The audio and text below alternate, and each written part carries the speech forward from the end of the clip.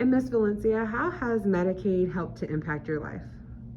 So it has helped myself and my children with um, being able to get the proper medicine that they need because they have asthma and one of my kids have sickle cell.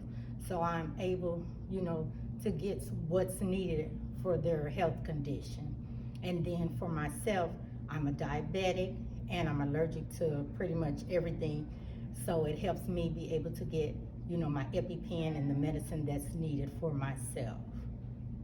In what ways can Medicaid change to help improve their program? So it can change with, for one, the availability slots that we get when we're trying to get back and forth to the doctor's office. There's not enough available slots for us to be able to go to the doctor throughout the year. How many slots do you receive during the year? So we receive 6 slots.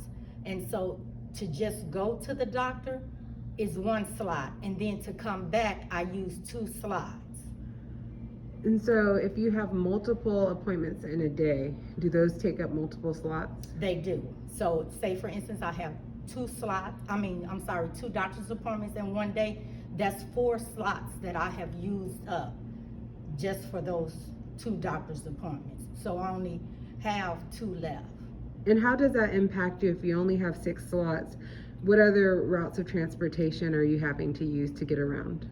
So before I go off into that, you can call and ask for additional slots, but you have to call, they have to approve it, and they have to get back to you. Okay. On that. And I'm sorry, what was the other question? Well, now that you have touched on that, how often do they approve the slots, and usually what is the turnaround to get back to you? So the turnaround, sometimes it may be within hours or it may be a day. Okay. For you to find out if you have some more slots that you can get. So normally within that same day, I would say. And what routes of transportation, if you aren't able or cleared to get more slots, how do you get from your doctor's visits? So if you have a friend or a family member, you have to ask someone to take you to your appointment, or you get bus transportation, or otherwise you catch a cab.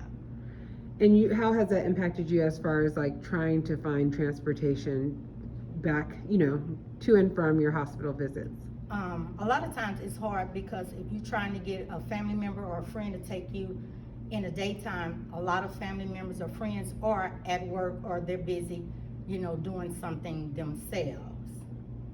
Understandable.